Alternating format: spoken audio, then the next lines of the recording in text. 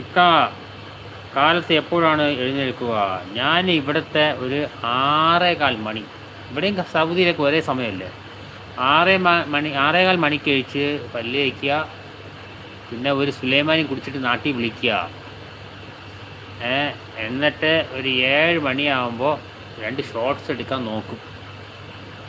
അല്ലെങ്കിൽ ഒരു ഷോർട്സ് ഇങ്ങനെ എടുത്തിരിക്കും, രാവിലെ എടുത്തങ്ങ് ആൻലിസ്റ്റിൽ എടുത്ത് വെച്ചിരിക്കും. പിന്നെ ഡ്യൂട്ടി തുടങ്ങും 7:30-ക്ക്. 10 മണിയാകുമ്പോൾ ക്ലോസ്, 2.5 മണിക്കൂറുണ്ട്.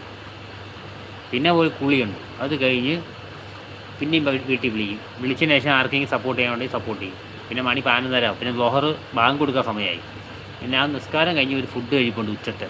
അത് കഴിഞ്ഞ് പിന്നെ വീണ്ടും ഇതുവരെ മൊബൈൽ നോക്കും. ഉച്ചയ്ക്ക് 1:30 മണിയാകുമ്പോൾ ഒരു ഉറക്കം.